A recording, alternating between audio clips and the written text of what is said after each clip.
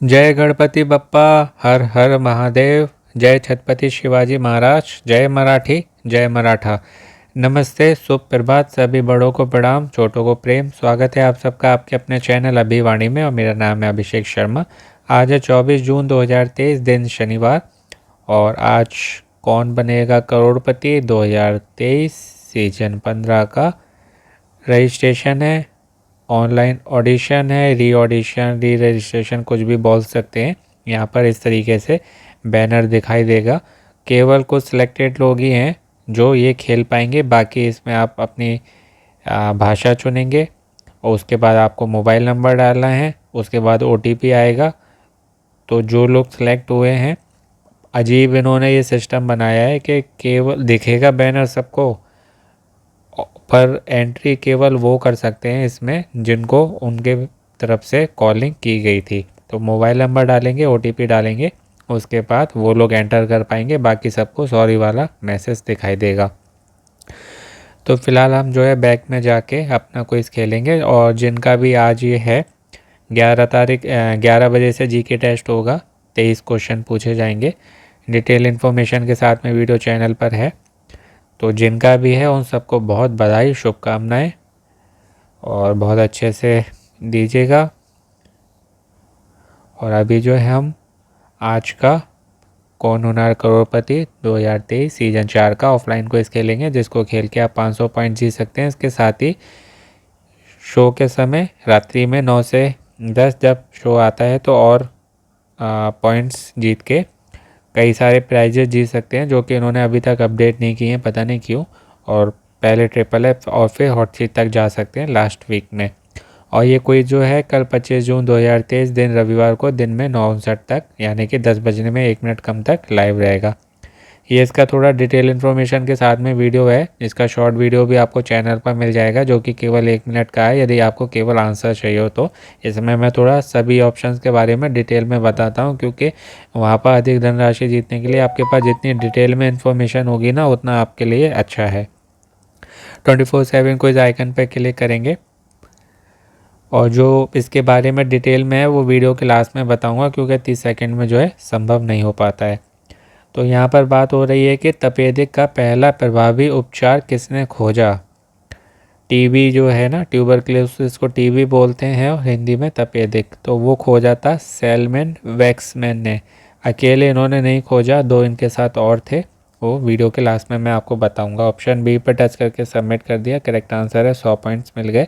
और 100 पॉइंट्स के लिए दूसरा प्रश्न आप सबकी स्क्रीन पर ये रहा। ये है कि फिल्म फॉरेस्ट गंप में मुख्य भूमिका किसने निभाई।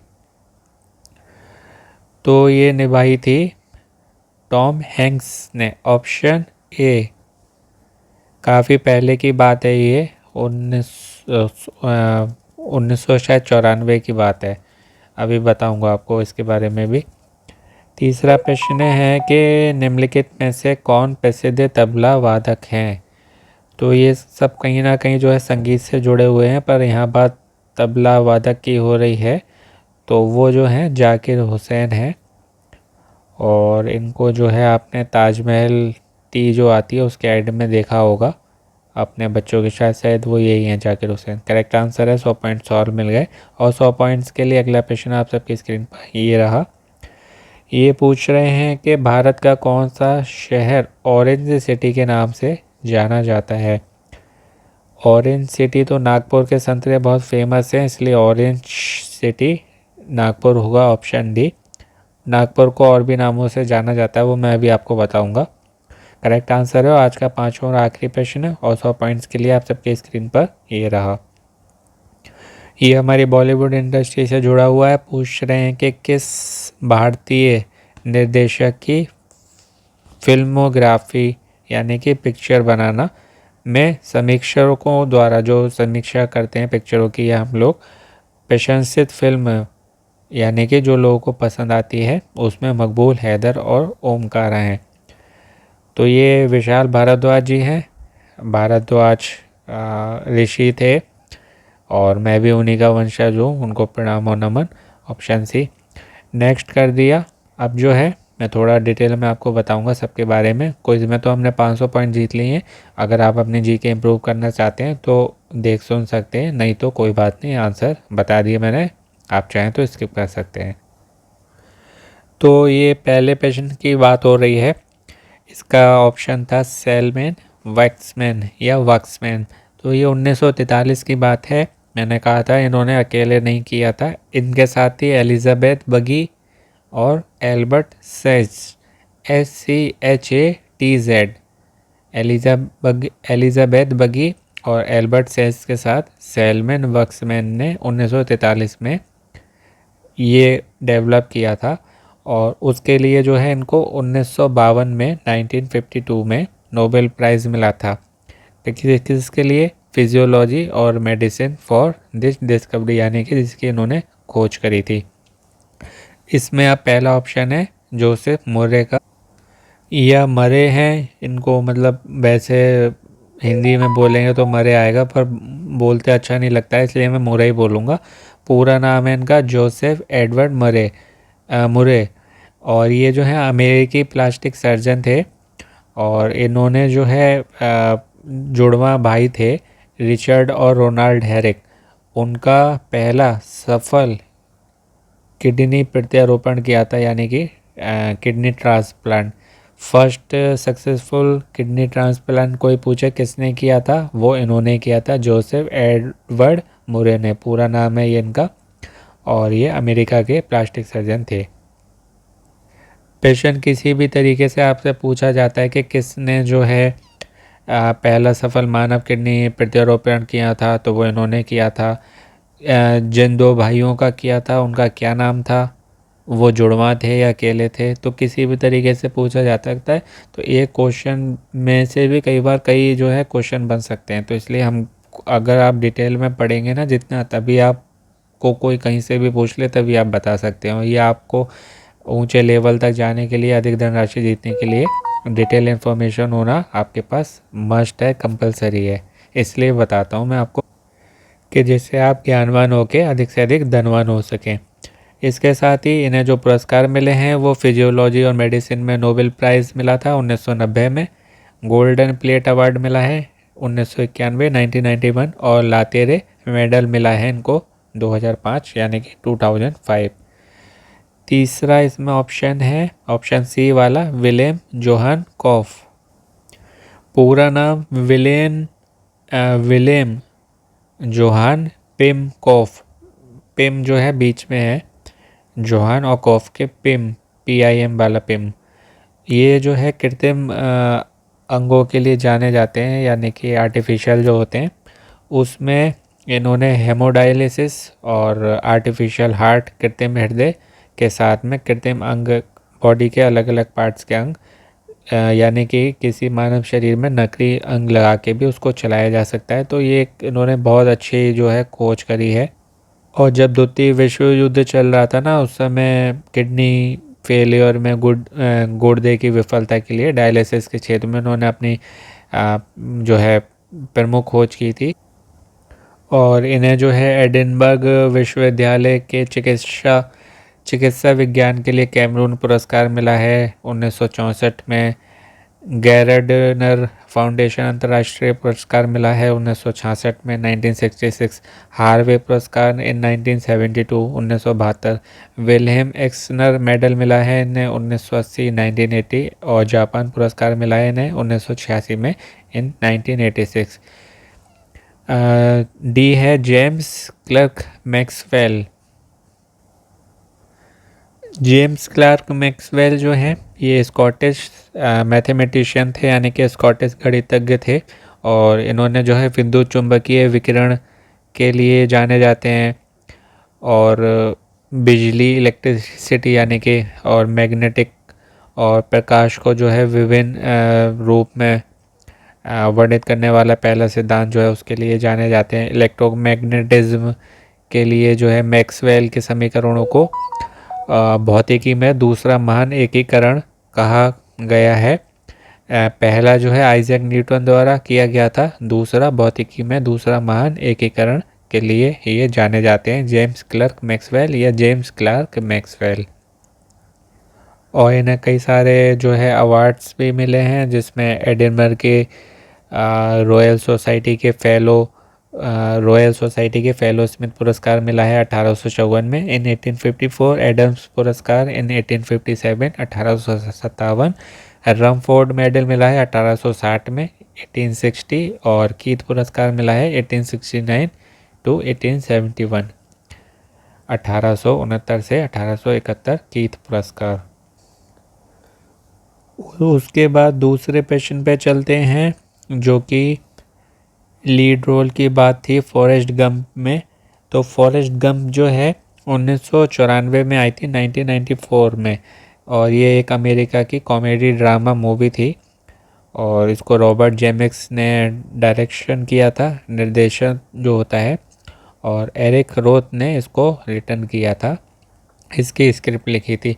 1986 में 1986 में विंस्टन ग्रूम का एक उपन्यास आया था, विंस्टन ग्रूम का एक नॉवेल आया था, उस पर ये मूवी बनी है। हालांकि जो मेन वो था उपन्यास, उससे काफ़ी अलग है, लेकिन उस पर बनी है, तो आपको इसके बारे में भी मालूम होना चाहिए कि ये पूछा जा सकता है कि फॉरेस्ट गंप जो मूवी आई थी ये किस नॉवेल से बनी थी या उसको किसने लिखा था, तो उसके बारे में भी आपको मालूम होना चाहिए। कब आई थी, तो 1994 में। उसके बाद अगले पेशेंट की बात करेंगे। तबला प्लेयर की बात हो रही है यहाँ पर कि तबला किसने बजाते हैं, मतलब किसने बजाया, तो वो जाकिर हुसैन तबला से संबंधित है। बाकी इसमें जो ऑप्शन है पहला वाला वो है विक्कू विनायकरम। इनका वास्तविक नाम है थेटाकुडी हरिहर विनायकरम या विनायक राम, थेटाकुडी हरिहर विनायक राम, और इनको इस नाम से जाना जाता था, विक्कू विनायक राम। ये एक जो भारतीय ताल वादक हैं और घाटम के देवता के रूप में भी इन्हें जाना जाता है, घाटम या घटम, और इस घटम के साथ में कर्नाटक का जो संगीत है वो बजाते हैं ये। घाटम क्या होता है, एक जैसे समझ लिए एक मटका, मिट्टी का जो बर्तन होता है ना, मटका, बड़े बड़े मटके, तो उसको बोलते हैं। तो उससे ये जो है बजाते थे, और उसका श्रेय जो है उसको प्रेषित करने का इनको ही जाता है, विक्कू विनायक राम जी को। दूसरा इसमें ऑप्शन है पंडित वी जी जोग। पूरा नाम है इनका पंडित विष्णु गोविंद जोग। ये जो है भारतीय वायलिन थे, यानी कि जो वायलिन बजाते हैं तो वो थे।